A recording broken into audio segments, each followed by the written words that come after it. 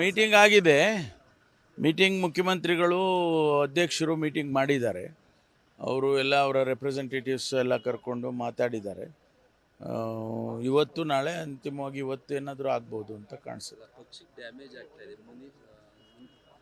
ಇವರು ರಮೇಶ್ ಕುಮಾರ್ ಮತ್ತು KH ಮುನಿಯಪ್ಪ ಅವರು ಪಕ್ಷಕ್ಕೆ ಡ್ಯಾಮೇಜ್ ಆಗ್ತಾ ಇದೆ. ಇನ್ನು ಅವರು ಇವತ್ತು ತೀರ್ಮಾನ ಮಾಡ್ತಾರೆ. ಇದೆಲ್ಲ ಇರೋದೇ ಅಲ್ಲ, ಸಂಘರ್ಷಗಳು ಇರೋದೇ ಅಲ್ಲವ. ಪ್ರತಿ ಚುನಾವಣೆಯಲ್ಲೂ ಇಂಥದ್ದು ಎಲ್ಲೋ 1-2 ಕೇಸಸ್ ಇದ್ದೇ ಇರುತ್ತೆ. ಸಾಲ್ವ್ ಮಾಡ್ತೀವಿ, ಏನು ತೊಂದರೆ ಇಲ್ಲ.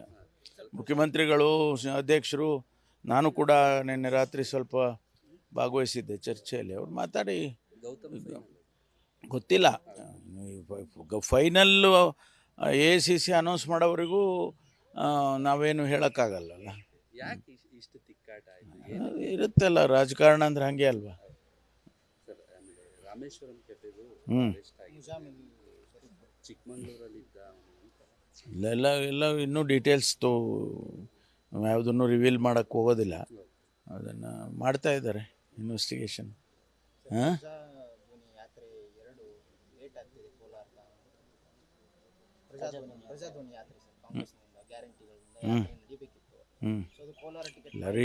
ಆಗ್ತದೆ, ರೀಶೆಡ್ಯೂಲ್ ಮಾಡ್ಕೊಳ್ತವೆ ಅಂತ. ರೀಶೆಡ್ಯೂಲ್ ಮಾಡ್ತಾರೆ, ಅದರದ್ದು ಏನು ತೊಂದರೆ ಇಲ್ಲ. ಡೇಟ್ಗಳು ಚೇಂಜ್ ಆಗಬೇಕಷ್ಟೇ ಅಲ್ವಾ, ಮಾಡ್ತೀವಿ. ಸರ್, ಈ ಬೆಂಗಳೂರು ಗ್ರಾಮಾಂತರದಲ್ಲಿ ಹಣಬಲ ಮತ್ತು ಹೃದಯವಂತ ಅಂತ ಟ್ರೋಲ್ ಆಗ್ತಾ ಇದೆ.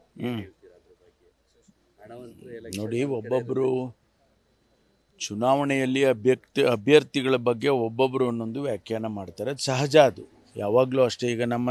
ಈಗ ನನಗೆ ಒಂದು ಹೇಳ್ತಾರೆ, ನಿಮಗೆ ಒಂದು ಹೇಳ್ತಾರೆ, ಇನ್ನೊಬ್ಬರಿಗೆ ಒಂದು ಹೇಳ್ತಾ ಇರ್ತಾರೆ. ಆದರೆ ಜನ ನಾವು ತಿಳ್ಕೊಂಡಷ್ಟು ಜನ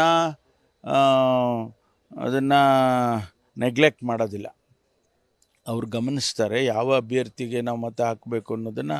ಅವರು ತೀರ್ಮಾನ ಕೆಲವರು ಬೇಗನೆ ಮಾಡ್ಕೊಂಡ್ಬಿಡ್ತಾರೆ, ಬೇರೆ ಬೇರೆ ಕಾರಣದಿಂದ, ಪಕ್ಷದ ಕಾರಣದಿಂದ ಅಥವಾ ವ್ಯಕ್ತಿ ಕಾರಣದಿಂದ ಮಾಡ್ತಾರೆ. ಕೆಲವರು ಹೌದು ವ್ಯಕ್ತಿಯನ್ನು ನೋಡಿ ಮಾಡಬೇಕು ಅನ್ನೋರ ಪರ್ಸೆಂಟೇಜು ಕೂಡ ಇರುತ್ತೆ. ಕೆಲವರು ಏನೇ ಆಗಲಿ ನಮ್ಮ ಪಕ್ಷ ಇದೆ, ಅದು ನಾವು ಮೊದಲಿಂದ ಅದರಲ್ಲಿದ್ದೀವಿ, ಆ ಪಕ್ಷಕ್ಕೊಂದು ಓಟ್ ಹಾಕ್ಬಿಡ್ತೀವಪ್ಪ ಅಂತ ಹಾಕ್ಬಿಡ್ತಾರೆ. ಸೊ ಅದರಿಂದ ಬೇರೆ ಬೇರೆ ಹಿಂಗೆ ಆಗುತ್ತೆ ಅಂತ ಹೇಳಕ್ಕೆ ಬರೋದಿಲ್ಲ. ಕೆಲವರು BJP ಬಿಟ್ಟು ಕಾಂಗ್ರೆಸ್ ಸೇರ್ತಾ ಇದ್ದಾರೆ ಬೆಂಗಳೂರು ಗ್ರಾಮಾಂತರದಲ್ಲಿ. ಏನಂದರೆ JDS ಮತ್ತು BJP ಒಂದಾಗಿರೋದು ಇಷ್ಟ ಆಗ್ತಾ ಇಲ್ಲ ನಮಗೆ, ಕಾಂಗ್ರೆಸ್ಸಿಗೆ ಬರ್ತಾ ಇದೆ. ಕೆಲವರು ಸಿದ್ಧಾಂತಕ್ಕೆ ಕಟ್ಟು ಬಿದ್ದಿರ್ತಾರೆ. ಅದಕ್ಕೆ ವಿರುದ್ಧವಾಗಿ ಕ್ಯಾಂಡಿಡೇಟ್ ಕೊಟ್ಟಾಗ ಅಥವಾ ವಿರುದ್ಧವಾಗಿ ನಡ್ಕೊಂಡಾಗ ಬೇಸರ ಆಗುತ್ತೆ. ಆವಾಗ ಪಕ್ಷ ಬಿಡ್ತಾರೆ. ನಮ್ಮ ಪಕ್ಷದಲ್ಲೂ ಹಾಗೆ ಆಗುತ್ತೆ, ಬೇರೆ ಪಕ್ಷದಲ್ಲೂ ಹಾಗೆ ಆಗುತ್ತೆ. Thank you. ನ್ಯೂಸ್ ಫಸ್ಟ್, ನಿರ್ಭೀತಿಯಿಂದ ನಿಮ್ಮ ಪರವಾಗಿ.